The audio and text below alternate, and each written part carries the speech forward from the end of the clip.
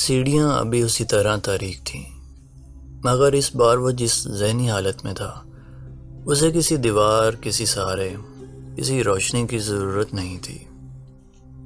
وہ اندھا دھند تاریک سیڑھیوں سے نیچے بھاگا اور بری طرح گرا۔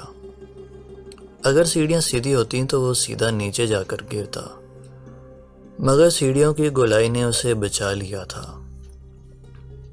وہ اندھیرے میں ایک بار پھر اٹھا، گھٹنوں اور ٹخنوں میں اٹھنے والی ٹیسوں سے بے پرواہ اس نے دوبارہ اسی طرح بھاگتے ہوئے سیڑھیاں اترنے کی کوشش کی۔ چند سیڑھیاں اترنے کے بعد لگائی جانے والی چھلانگ نے اسے پھر زمین بوس کیا تھا۔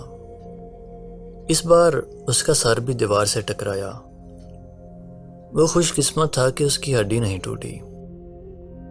شاید سیڑھیوں سے گرنے کے بعد نیچے والی سیڑھیوں پر آ گیا تھا۔ سامنے گلی کی روشنی نظر آ رہی تھی۔ وہ سیڑھیوں سے نکل آیا مگر آگے نہیں جا سکا۔ چند قدم آگے چل کر اس گھر کے باہر تھڑے پر بیٹھ گیا۔ اسے متلی محسوس ہو رہی تھی۔ سر کو تھامتے ہوئے بے اختیار اسے ابکائی آئی۔ وہ تھڑے پر بیٹھے بیٹھے جھک گیا تھا۔ وہ ابکائیاں کرتے ہوئے بھی اسی طرح رو رہا تھا۔ گلی میں سے گزرنے والے لوگوں کے لیے یہ سین نیا نہیں تھا۔ یہاں بہت سے شرابی اور نشئی ضرورت سے زیادہ نشہ استعمال کرنے کے بعد یہی سب کچھ کیا کرتے تھے۔ صرف سالار کا لباس اور حلیہ تھا جو اسے کچھ مہذب دکھا رہا تھا، اور اس کے آنسو اور بویلا کسی طوائف کی بے وفائی کا نتیجہ تھا شاید۔ طوائف کا کوٹھا ہر کسی کو راس نہیں آتا۔ گزرنے والے طنزیہ مسکراہٹ کے ساتھ اسے دیکھتے ہوئے گزر رہے تھے۔ کوئی اس کے پاس نہیں آیا تھا۔ اس بازار میں حال احوال جانے کا رواج نہیں تھا۔ عاقف نیچے نہیں آیا تھا۔ آتا تو شاید سالار کے پاس رک جاتا۔ امامہ ہاشم وہاں نہیں تھی۔ صنوبر امامہ ہاشم نہیں تھی۔ کتنا بڑا بوجھ اس کے کندھوں سے اٹھا لیا گیا تھا۔ کیسی اذیت سے اسے بچا لیا گیا تھا۔ تکلیف دے کر اسے آگاہی نہیں دی گئی، صرف تکلیف کا احساس دے کر اسے آگاہی سے شناسا کر دیا گیا تھا۔ اسے وہاں نہ دیکھ کر وہ اس حالت میں جا پہنچا تھا۔ وہ اسے وہاں دیکھ لیتا تو اس پر کیا گزرتی۔ اسے اللہ سے خوف آ رہا تھا، بے پناہ خوف۔ وہ کس قدر طاقتور تھا، کیا نہیں کر سکتا تھا۔ وہ کس قدر مہربان تھا، کیا نہیں کرتا تھا۔ انسان کو انسان رکھنا اسے آتا تھا، کبھی غضب سے، کبھی احسان سے۔ وہ اسے اس کے دائرے میں ہی رکھتا تھا۔ اسے کبھی اپنی زندگی کے اس سیاہ باب پر اتنا پچھتاوا، اتنی نفرت نہیں ہوئی جتنی اس وقت ہو رہی تھی۔ کیوں کیوں کیوں آتا تھا میں یہاں پر؟ کیوں خریدتا تھا میں ان عورتوں کو؟ کیوں گناہ کا احساس میرے اندر نہیں جاگتا تھا؟ وہ چبوترے پر بیٹھا دونوں ہاتھوں سے سر پکڑے بلک رہا تھا۔ اور اب جب میں یہ سب کچھ چھوڑ چکا ہوں تو اب کیوں یہ تکلیف، یہ چبھن ہو رہی ہے مجھے؟ میں جانتا ہوں مجھے اپنے ہر عمل کے لیے جواب دہ ہونا ہے، مگر یہ حساب یہاں اس طرح نہ لے۔ جس عورت سے میں محبت کرتا ہوں اسے کبھی بازار میں نہ پھینک۔ وہ روتے ہوئے رکا۔ کون سا انکشاف کہاں ہو رہا تھا؟ محبت؟